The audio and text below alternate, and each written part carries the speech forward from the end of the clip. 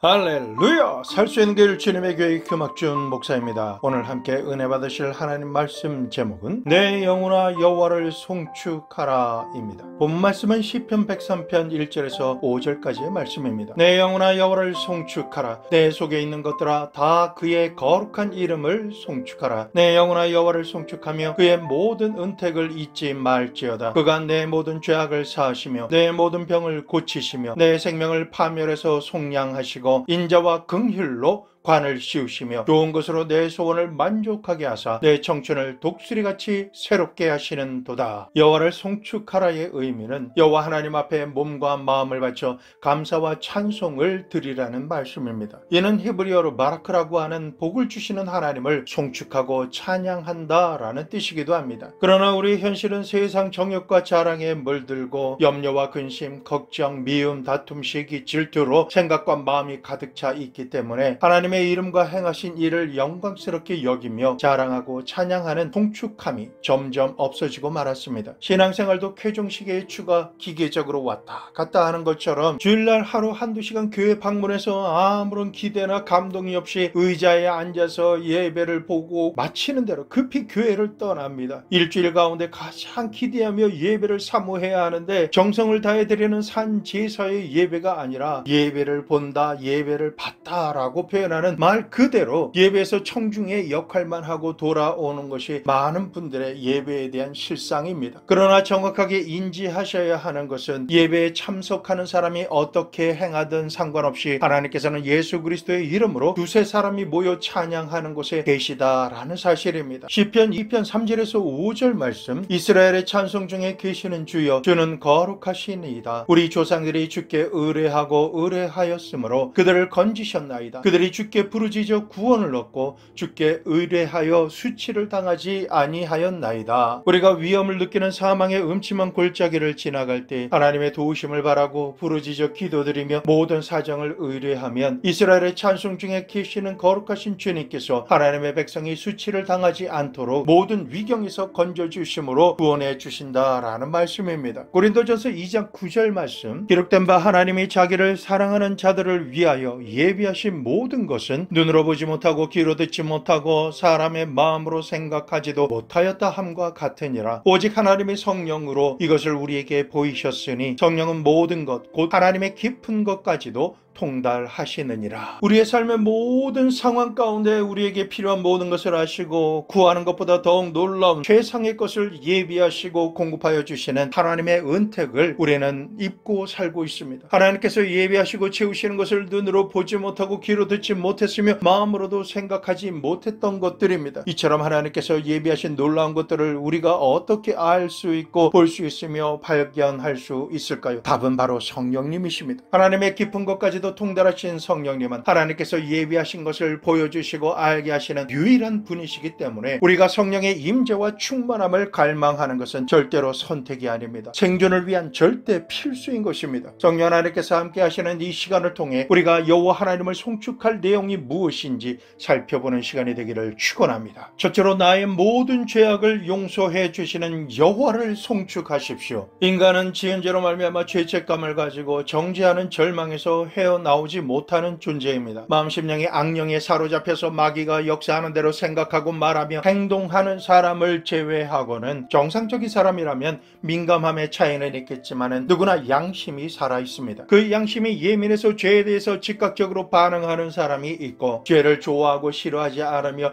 수동적이든 적극적이든 죄악이 편만한 생활을 수년간 해왔기 때문에 그 사람의 내면에서 양심은 있지만 모기 소리만큼도 들리지 않고 죄를 선택하는데 거부할 힘이 전혀 없는 양심이 돌처럼 굳어지고 둔해진 사람이 있습니다. 하지만 모두가 양심을 가지고 있습니다. 죄를 지을 때 끊임없이 거부할 생각을 마음에 비춰주고 경고의 생각을 하게 합니다. 특히나 신앙을 가진 사람에게는 성경 말씀을 떠올려 주어서 거부 반응과 경고를 생각과 마음에 부어주며 죄악의 길로 가지 말 것을 권하고 죄를 지으려고 생각할 때와 죄를 짓는 순간과 죄를 짓고 난 이후에 회개하고 완전히 돌이키도록 되도록 양심의 알람은 계속해서 울리고 또 울립니다. 그러나 양심이 이처럼 강력한 부담감으로 괴롭게 하고 참난한 마음을 가지도록 역사하여도 즉시 기쁘게 온전히 회개할 마음을 주시는 내주하시는 성령의 강권하심과 경고를 듣지 않으면 성령 충만함이 소멸되며 양심이 없어지게 됩니다. 너는 양심도 없냐? 라는 이 말은 양심이 살아있으면 이런 생각, 말, 선택과 행동을 하지 않았을 것인데 지금 내가 선택하고 행동한 짓은 양심이 없는 파렴치한 사람이나 할 짓을 네가 한 것이다 라고 하는 표현인 것입니다. 양심의 파수꾼의 소리에 반응하지 않으면 하나님의 말씀과 윤리와 도덕은 절대 지켜지지 않습니다. 양심이라는 것은 다른 사람들이 보든지 보지 않든지 윤리와 도덕에 반하는 행동을 선택하게 되면 양심의 가책을 느끼고 고통을 당하게 되는 것입니다. 나라에서 제정한 법이 아무리 좋아도 사람이 마음속에 있는 양심이 작동하지 않으면 법은 지켜지지 않습니다. 그러면 불법이 성행하게 되는 것입니다. 부귀 영화와 명예를 누리며 살아가도 양심에 꺼리끼는 죄를 지은 사람은 편안하게 살 수가 없습니다. 하나님의 말씀을 지키는 것도 우리의 양심을 통해서 지켜지는 것입니다. 양심의 불화살을 맞으면 하나님의 계명도 우습게 여기고 무시하며 짓밟고 자기 마음과 뜻대로 살아가는 것이 인간인 것입니다. 양심이 지켜지는 기초는 의로움입니다. 그리고 그 의로움의 근원은 하나님이십니다. 하나님께서 의의 근본이 되시기 때문에 우리가 양심을 거스르고 죄악을 범하면 하나님을 거스르는 것입니다. 사람의 마음 중심을 감찰하시는 하나님께서 모든 범사의 증인이 되시기 때문에 하나님을 거스르고 난 이후에 다가올 심판을 면할 수 있는 사람은 없습니다. 오늘의 난 시간을 살아가는 사람이 하나님께서 자신의 육신의 눈에 안 보인다고 양심을 어기고 죄를 지으면서 하나님이 어디 계시냐라고 부인합니다. 하지만 모든 범죄는 하나님을 거스르는 것이요 반역하는 것이기 때문에 하나님의 심판을 당하게 되어 있습니다. 한번 하나님의 심판이 임하여 그 속도가 나면 사람의 힘과 능력으로는 도저히 피할 수가 없으며 그 인생은 파멸당하고 마는 것입니다. 로마서 3장 23절 모든 사람이 죄를 범하였음에 하나님의 영광에 이르지 못하더니 이 세상을 살아가는 사람은 한 사람도 예외가 없이 죄를 짓지 않는 사람이 없습니다. 그러므로 모든 인간은 하나님께 정죄받고 심판을 받아 죽을 수밖에 없는 죄인이며 자신의 죄로 인해 하나님 앞에서 살아날 자가 아무도 없는 것입니다. 죄를 생각하고 마음에 품으며 선택하고 결국은 양심을 어기고 죄를 행하면 그 반복되는 죄로 인해서 반복되는 양심의 비상벨은 소음처럼 취급을 받기 때문에 더 이상 소리를 내지 못하게 됩니다. 양심이 제 기능을 하지 못하면 그 누가 사망의 길로 미끄러 들어가는 우리를 건져내고 구원해낼 수가 있을까요? 그 누가 이러한 절망적인 죄에서 우리를 건져주시고 구원해 주시며 하나님 앞에 다시금 떳떳하게 담대하게 기쁨으로 나아가 설 수 있도록 회복시켜 주시고 화목하게 만들어 줄 수가 있을까요? 양심이 돌처럼 굳어버린 사람의 마음은 스스로 선한 행위를 한다고 해서 자기 자신이 하나님 앞에 당당하게 설 수 없다라는 사실을 알고 있습니다. 이처럼 자신의 죄로 말미암아 죽을 수밖에 없는 사람의 어떠함을 아시는 하나님께서는 친히 우리 모든 죄를 사하시며 하나님 앞에서 의롭게 다시 설 수 있도록 하시기 위해서 지극히 사랑하시는 아들 예수 그리스도를 우리에게 보내주셨습니다. 자기 양심에 비추어 죄가 있고 불의한 사람은 어떤 대가를 지불해도 구원받을 수가 없습니다. 오직 의로운 분만이 불의한 우리를 위해 대가를 지불하시고 구원하실 수가 있으신데 온 인류 가운데 유일하게 한 분만 의로우시며 아무런 죄가 없으신 분이십니다.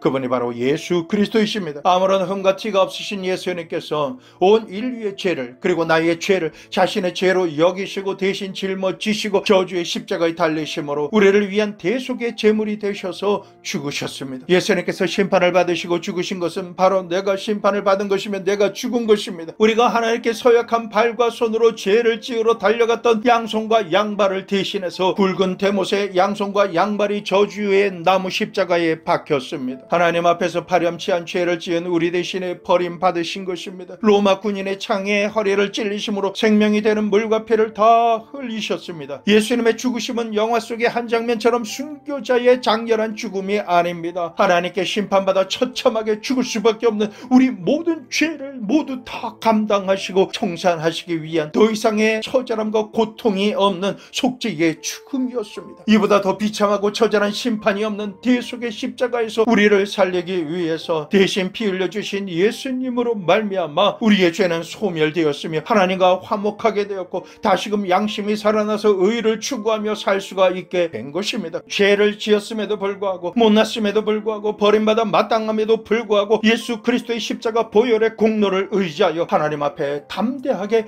나갈 수 있게 되었습니다. 예수님으로 말미암아 영혼과 육신이 다시 살 수 있게 된 것입니다. 우리가 하나님으로부터 모든 죄를 온전히 용서받기 위해서는 반드시 해야 하는 것이 있습니다. 성령의 빛 앞에서 비침을 받아 양심이 자신의 죄를 깨우치고 자신의 죄를 지은 죄인임을 고백하며 용서받기 위해서 회개해야 하는 것입니다. 내가 무슨 죄가 있다고 그래? 나는 죄인이 아니야. 내가 살아가는 이 바닥에서는 그 정도는 죄로 여기지도 않아. 다른 사람들도 다 그렇게 살아. 왜 나만 가지고 그러는지 모르겠네. 특별히 내게 그런 정죄감을 주는 것은 옳지 않아. 이 세상이 다 그렇고 그렇게 사는 거야 라고 변명하는 사람은 자기가 지은 죄로부터 결코 노임을 받을 수가 없는 것입니다. 죽을 수밖에 없는 병에 걸린 사람이 그 병을 치료받기 위해서는 병원을 찾아가서 의사에게 치료를 받아야 죽지 않고 살 수가 있는데 자신은 좀 불편할 뿐이지 안 죽는다라고 생각하고 병을 치료받지 않으면 결국은 죽게 됩니다. 우리도 자신의 양심의 비침을 받고 자신은 죄인이며 더럽고 추악한 자라는 사실을 직시하고 이 죄를 즉시 처리하지 않으면 결국은 죽을 수밖에 없다는 것을 명확하게 깨달아야 하는 것입니다. 다른 사람의 눈은 속일 수 있지만 성령과 양심은 속일 수가 없고 피할 수가 없다는 것을 우리는 알아야 합니다. 죄로 말미암아 심판과 환난이 오기 전에 죄를 용서함 받기 위해서 예수님을 나의 구주 나의 하나님으로 시인하며 모든 죄를 용서함 받아야 하는 것입니다. 그렇게 해야만 어떤 죄를 지었을지라도 예수님을 믿고 의지함으로 십자가 보혈의 공로로 모든 죄를 용서함 받고 맑게 씻김을 받을 수가 있게 되는 것입니다. 그러므로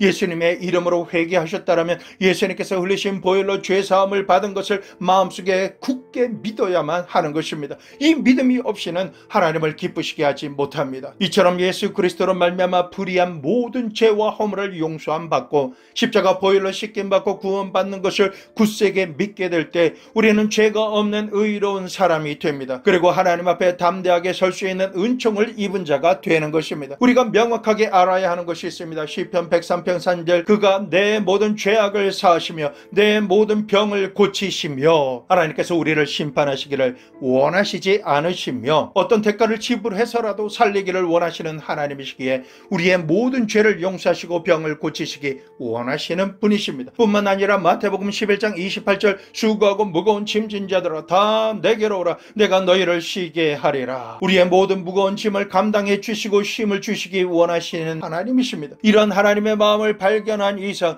우리는 아무것도 염려하거나 주저하지 말고 속히 예수 그리스도의 이름으로 하나님 앞에 나아가 자신의 모든 죄를 통회하고 자백하며 회개해야 합니다. 죄의 길을 걷던 발길을 돌려서 예배드리는 자리로 속히 달려가야 하는 것입니다. 이제 얼마 있지 않으면 하나님께서 용서해 주시는 기회의 시간이 끝나는 때가 반드시 다가옵니다. 이제는 내가 은혜 베풀 시간이 끝났다. 이제는 너희가 용서받고 내가 용서할 기회가 끝났으며 더 이상 시간을 줄 수 없다. 이제는 심판의 시작이다 라고 주님께서 말씀하실 때는 그 심판으로 말미암아 천국을 향한 문은 닫히고 지옥으로 갈 수밖에 없게 되는 것입니다. 우리가 더 이상 하나님 앞에 설 수 있는 자리가 없어져 버리고 마는 것입니다. 그러므로 지금이라는 이 시간이 구원의 은혜를 받을 만한 때입니다. 지금이 우리가 죄사함을 받을 수 있는 마지막 기회인 것입니다. 그러므로 지금 즉시 온전히 회개하고 하나님께 돌이키십시오. 둘째로 나의 모든 병을 고쳐주시는 여호와를 송축하십시오. 시편 103편 3절에서 4절 말씀 그가 내 모든 죄악을 사하시며 내 모든 병을 고치시며 여호와 라파는 하나님의 거룩한 이름이며 치유의 하나님이시다라는 뜻입니다. 하나님을 섬기며 예배드리는 기독교는 치료하는 종교인 것입니다. 여호와 라파 하나님께서는 우리가 모든 질병으로부터 치료받고 온전히 노임을 받기 원하시기 때문에 주님의 교회가 치료하는 것을 그치면 치료하시는 하나님께서 찬양과 경배와 영광을 받으시는 교회가 더 이상 아닌 것입니다. 성경 말씀을 보면 치료에 대한 하나님의 놀라운 약속의 말씀들이 기록되어 있습니다. 출애굽기 15장 26절 말씀 이르시되 너희가 너희 하나님 나 여호와의 말을 들어 순종하고 내가 보기에 의를 행하며 내 계명에 귀를 기울이며 내 모든 규례를 지키면 내가 애굽 사람에게 내린 모든 질병 중 하나도 너희에게 내리지 아니하리니 나는 너희를 치료하는 여호와임이니라. 출애굽기 23장 25절에서 26절 내 하나님 여호와를 섬기라. 그리하면 여호와가 너의 양식과 물에 복을 내리고 너희 중에 병을 제하리니 내 나라에 낙태하는 자가 없고 임신하지 못하는 자가 없을 것이라. 내가 너의 날수를 채우리라. 하나님의 말씀을 듣고 순종하며 의를 행하고 계명과 규례를 지키면 모든 질병 중에 하나도 너희에게 내리지 않겠다라고 치료하시는 여호와 하나님께서 말씀하십니다. 이처럼 여호와 하나님을 섬기면 양식과 물에 복을 내려주십니다. 또한 우리에게 병을 일으킬 모든 요소를 제거하심으로 우리가 살아갈 날수를 다 채우게 하시는 신실하게 성취하시는 하나님이십니다. 다시 말하면 우리가 살아갈 날수를 채우기 전에 이 세상에서 죽어 운명을 달리하게 되면 그것은 하나님의 뜻이 아니다라는 것입니다. 시편 107편 17절에서 20절 말씀 미련한 자들은 그들의 죄악의 길을 따르고 그들의 악을 범하기 때문에 고난을 받아 그들은 그들의 모든 음식물을 싫어하게 되며 사망의 문에 이르렀도다. 이에 그들이 그들의 고통 때문에 여호와께 부르짖음에 그가 그들의 고통에서 그들을 구원하시되 그가 그의 말씀을 보내어 그들을 고치시고 위험한 지경에서 건지시는도다. 이 말씀은 우리가 질병으로 고통하는 가운데 하나님께 부르짖으며 고쳐주시기를 구하면 하나님께서 들으시고 그가 직면한 모든 위경으로부터 건져주시고 질병을 고쳐주시겠다라는 말씀입니다. 이사야서에는 예수님께서 이 땅에 오셔서 우리의 모든 병을 고치시기 위해 대신 고통을 당하시고 죽으시는 제물이 되실 것에 대해서 분명하게 예언하고 있습니다. 이사야서 53장 4절에서 6절 말씀 그런 실로 우리의 질고를 지고 우리의 슬픔을 당하였거늘 우리는 생각하기를 그는 징벌을 받아 하나님께 맞으며 고난을 당한다 하였노라. 그가 찔림은 우리의 허물 때문이요 그가 상함은 우리의 죄악 때문이라. 그가 징계를 받음으로 우리는 평화를 누리고 그가 채찍에 맞음으로 우리는 나음을 받았도다.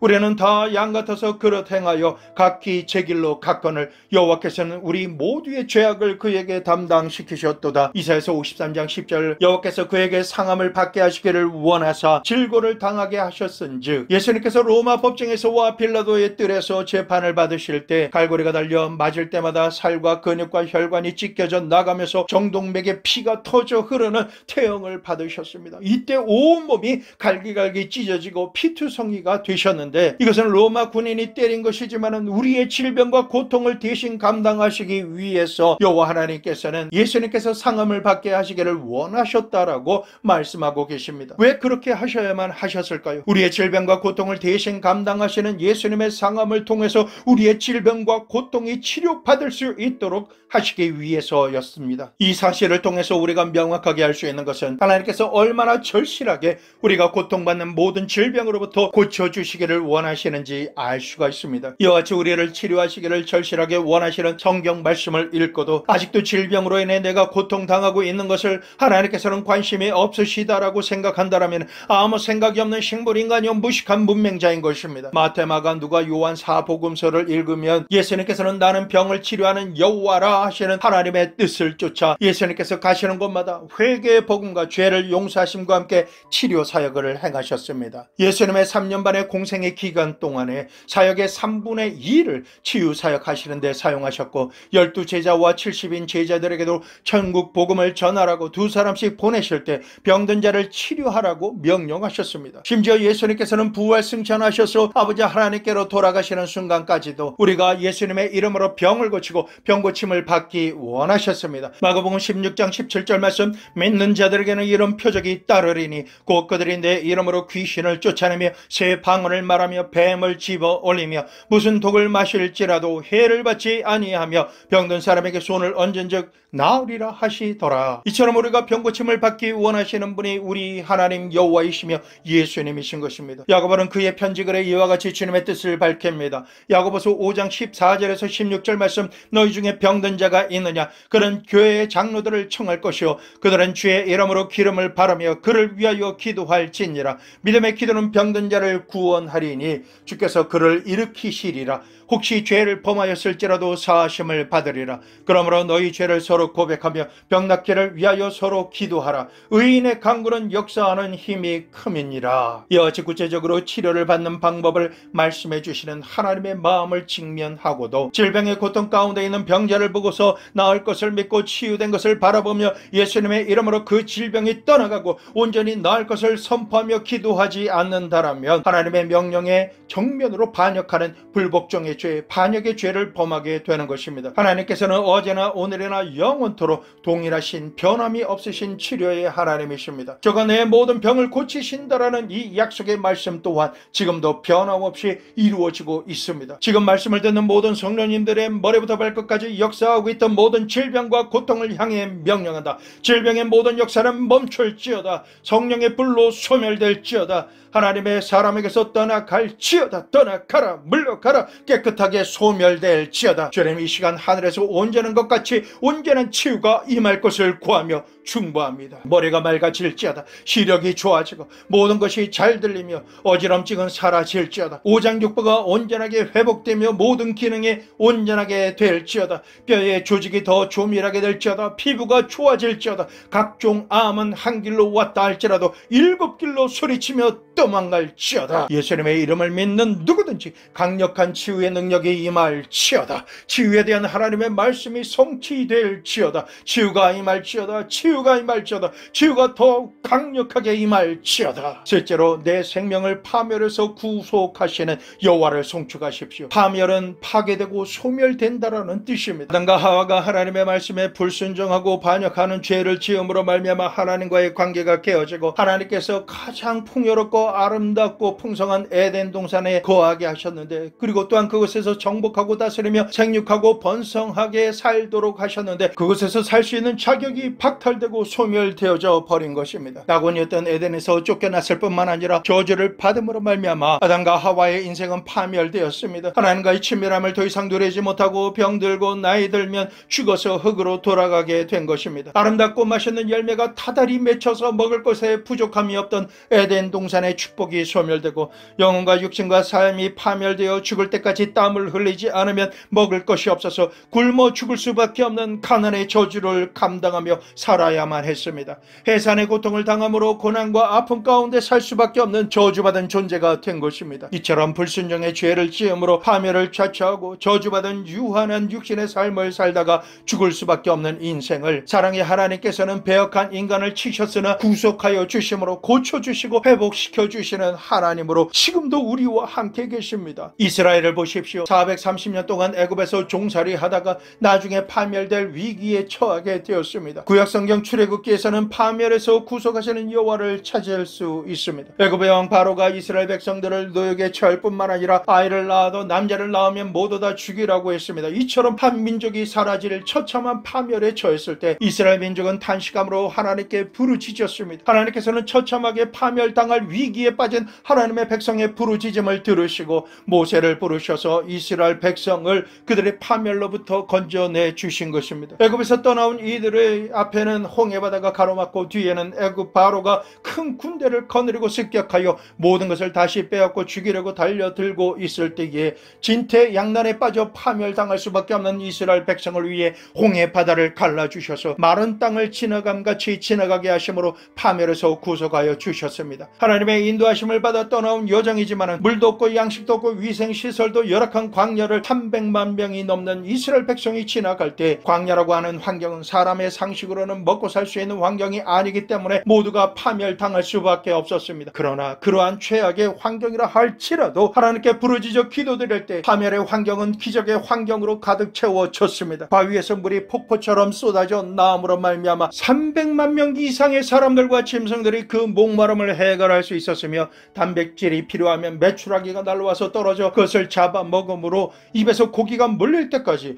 부족함 없이 먹을 수 있게 되었습니다. 그리고 파멸의 광야를 계속해서 지나갈 때 농사를 지을 수 없는 이스라엘 백성에게는 하나님께서 매일 아침마다 하늘로부터 만나를 내려주심으로 일용할 양식으로 인해 부족함이 없었으며 40년간 몸이 병들지 않고 옷과 신발이 헤어지거나 떨어지지 않았습니다. 매일 하나님의 구속의 은혜를 누리며 적과 꿀이 흐르는 가나안 땅을 향해서 진격해 나갈 수가 있었던 것입니다. 오늘이라는 시간에도 사람의 생각으로는 파멸이라고 말할 그 어떤 것, 그 어떤 일 가운데서도 부르짖는 소리를 들으시는 하나님, 생명을 파멸해서 구속하시는 변함없으신 하나님을 우리는 만날 수가 있는 것입니다. 시편 91편 13절 저가 내게 간구하리니 내가 응답하리라. 저희 환난 때에 내가 저와 함께하여 저를 건지고 영화롭게 하리라. 예레미야서 33장 3절 말씀 너희는 내게 부르짖으라 내가 내게 응답하겠고 받고 내가 알지 못하는 크고 비밀한 일을 내게 보이리라. 마태복음 7장 7절에서 11절 말씀. 구하라 그리하면 너에게 주실 것이요 찾으라 그리하면 찾아낼 것이요 문을 두드리라 그리하면 너에게 열릴 것이니 구하는 이마다 받을 것이요 찾는 이는 찾아낼 것이요 두드리는 이에게는 열릴 것이니라. 너희 중에 누가 아들이 떡을 달라 하는데 돌을 주며 생선을 달라 하는데 뱀을 줄 사람이 있겠느냐. 너희가 악한 자라도 좋은 것으로 자식에게 줄 알거든 하물며 하늘에 계신 너희 아버지께서 구하는 자에게 좋은 것으로 주시지 않겠느냐. 아버지 하나님은 참으로 좋으신 분이십니다. 하나님께 구하는 자에게 좋은 것을 주심으로 만족해 하시는 하나님이심을 알고 믿으라고 계시하시는 말씀입니다. 악한 원수 마귀는 우리에게 틈만 나면 와서 하나님은 심판만 하시는 하나님, 너무나 무서운 하나님, 꾸짖고 정죄하기만 하시는 하나님, 못살게 괴롭히는 하나님이라고 나쁜 인상을 주려고 합니다. 그러나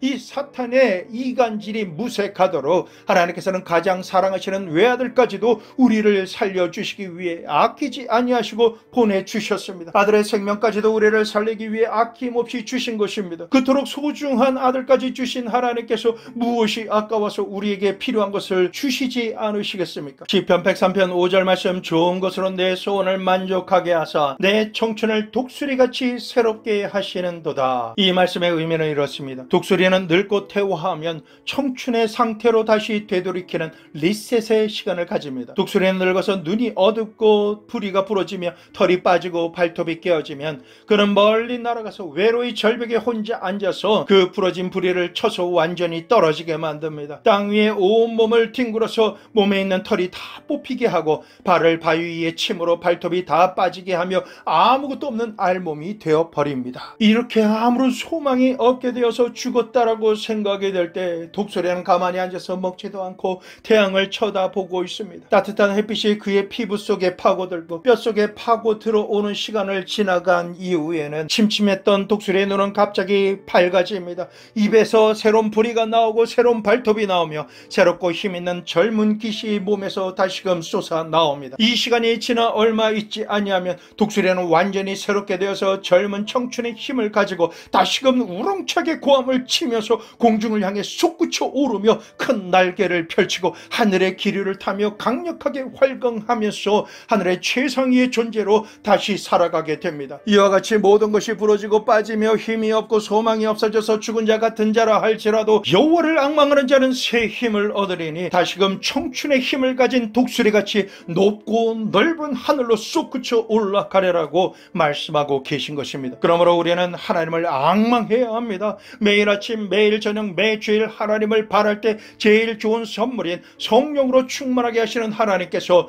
우리의 부족하고 연약하며 소멸되어 없어진 모든 것을 새롭게 회복시켜 주시는 것입니다. 우리는 독수리처럼 마음이 살아 일어나고 육체가 생명으로 넘치며 활기가 넘치고 영혼이 잘된 같이 범사가 잘되고 강건하며 생명으로 된 넘치게 얻어 살아가게 되는 것입니다. 청춘으로 새롭게 회복되기 전에는 악한 원수 마귀에게 빼앗기고 죽임을 당하며 멸망당하는 존재가 되었지만 이제는 성령 하나님으로 말미암아 부활의 능력으로 충만하게 되어서 마귀의 진을 회파하게 됩니다. 죽어가는 영혼을 구원하게 되고 왕이신 예수님께서 오실 주의 길을 예비하는 자가 되는 것입니다. 다윗은 그 모든 은택을 잊지 말지어다라고 말합니다. 은택이라고 하는 단어는 은혜 은자에 못자를 씁니다. 직역하면 은혜의 연못인데 그동안 받은 은혜들이 얼마나 많은지 연못으로 하나 가득하다라는 뜻입니다. 은택은 어떤 것일까요? 우리가 받은 은택은 어쩌다 생긴 게 아닙니다. 이 은택을 우리에게 주시기 위해서 우리 주 예수 그리스도께서 십자가에 달리실 때 온몸이 갈기갈기 찢기셨으며 매를 맞으시고 고통을 당하셨습니다. 하나님의 심판에 의해 타는 듯한 목마름으로 몸부림을 치셨으며